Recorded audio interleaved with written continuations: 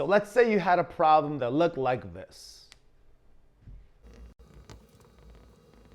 So here we're given two functions, f and g, and they're telling us that these functions are inverses of one another, and we're given that g of 3 is 4, and that f prime of 4 is this here.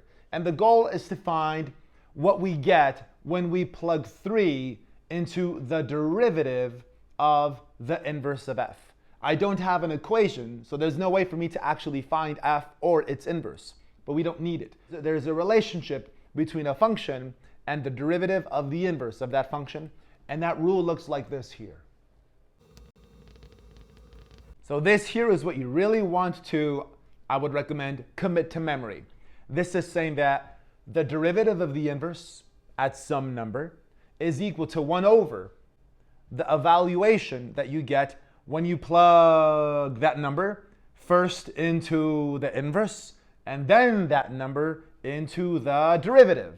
So let's make sense of this problem by using this rule. So let's use this fact. You see, my goal is to tell them what this equals. This is just going to be some number. Let's find it. It's convenient that my goal looks exactly like this rule, where I can write this rule again, but instead of here, I'm going to put a 3 because it looks just like it. And if I put a 3 there, I have to put a 3 there. And so that takes us over here. So this is my goal, and I'm going to find it by using this rule. So now the next piece that you and I have to find is this. Why don't we focus here on this blue bubble? This says f inverse of 3. Well, let's go back to the directions. We know that f and g are inverses, and because that's the case, you see where it says g of 3 is 4? That was given to us for free. You know how it says g of 3 is 4? Well, if g is the inverse of f, then don't I have permission to erase the letter g?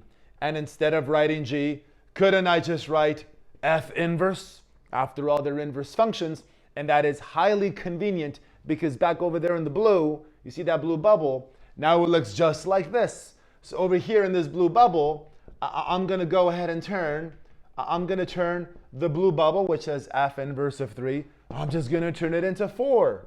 F prime of 4 is another puzzle piece that's given to us, and that's just 5/7. And so this gives us a final result of 7/5. So really the heart of this example is just to show you that this is the connection between a function and the derivative of its inverse, but also make matters simpler. I don't want to play with two functions, f and g. I don't want to write two letters. I want to just write one. So instead of g, I can just write f inverse. And that way, I'm only dealing with one letter of the alphabet instead of two. And so that's how I would do a problem like this. How about this one here?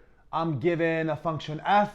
I'm given a couple of pieces of information, and this is the goal. So right away, I go to my fact, and I try to plug 7 into that one rule. And so this here is our definition.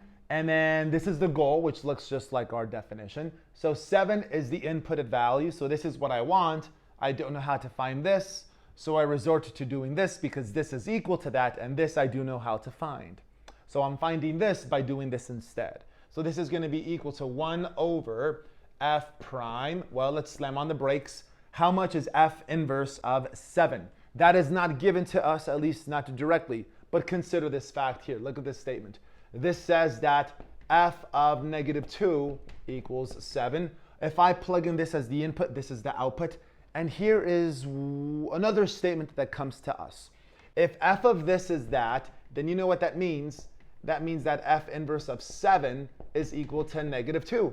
Right? I basically took f inverse of both sides.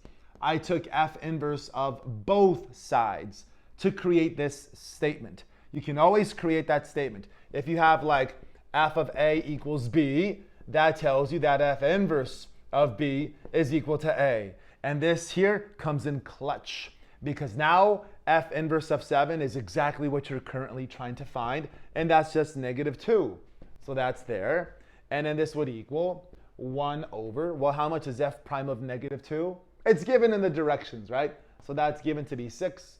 So the answer would be 1 over 6. And now for this last one here, we want to write an equation of a tangent. Now the tangent is going to be tangent to the inverse, not to f. Because if I wanted the tangent to f, that would be too easy, and that would not involve inverse functions, and that's just not relevant right now. Right now we're talking about inverse functions. And so we know that the line is going to be tangent to the inverse. Unfortunately, I don't know how to find the inverse of this because this is just a horrible polynomial. But we don't have to. We have our rule to help us. And before we go to the rule, why don't we just forget about calculus and think about algebra 1, algebra 2, IM1, IM2, IM3. If you want to write the equation of a line, you need two things. You need a point and you need a slope. We'll find the slope in a minute. First, focus on the point. I need a point. Well, it's right there. Sure, but hold up. This point, is it on f or is it on the inverse of f? How do I know? Here's one thing you can try. If I plug 6 in for x there, there, and there as the input, if I put 6 there, there, and there, am I going to get back the number -1 on a calculator? I don't think so. It's not going to work. That tells you that this guy is not on f. This point is on f inverse. So what I get from this is this. What I get from this point is this. If I go to the inverse function, and if I plug in the number 6 into the inverse, I get back -1. This is equivalent to this notion. If this point is on the inverse, then the backwards of this point is on this guy. Can we all agree on that? So that means that -1, 6, this guy is on f of x, which means that f of -1 equals 6, which implies that f inverse of 6 equals -1.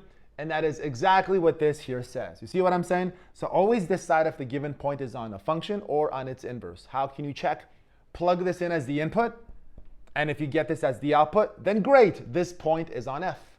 But if you plug this in as the input and this is not your output, the suggestion would then be that this point is on the inverse. And in most cases, the given point is usually on the inverse, not on the function itself. It just depends on how the problem is worded. Okay, so far we know for sure that this point is going to be on our tangent. So our point of tangency for sure is this. Now the only thing we need to finish this problem is the slope. I need the slope that goes with this point to build my tangent and I can go home. Whose job is it to reveal slopes? The derivative. But darn it, I don't know the derivative of the inverse. Heck, I don't even know the inverse. But it's all good. This rule comes in clutch. Let's fill out this equation here at the location 6. So let's plug in a 6 there, and let's plug in a 6 there. So I'm plugging in the x coordinate that belongs to the inverse, not the x coordinate that belongs to the original. So let's plug in 6 into our rule. So this is what we get here. So I have 1 over f prime of f inverse of 6. Now, how much exactly is f inverse of 6? Is that on the board already? It's right there. F inverse of 6 is -1. So this becomes 1 over f prime of -1. That's what this boils down to. And so now I need f prime of -1. Let me stand over here. Do I have f prime of -1? I don't, but it's all good because f prime is just the derivative of the original, and we can quickly compute that, can't we? And if I take -1, and if I plug that in here, you don't need me for that. So that would be how much? Like -21. That'd be like -41. Is that like -39? I believe that's the case there. And so this would become 1 over -39. This is our slope, and this is our point. So let's build point slope. So we have y minus y1. Y minus y1, double negative turns it into a positive, equals m, the slope given to us from our handy dandy rule, this guy here. And then we have x minus x1. So this is in point slope form. You can convert it into the more popular y equals mx plus b if you want to, but as is, this is legit.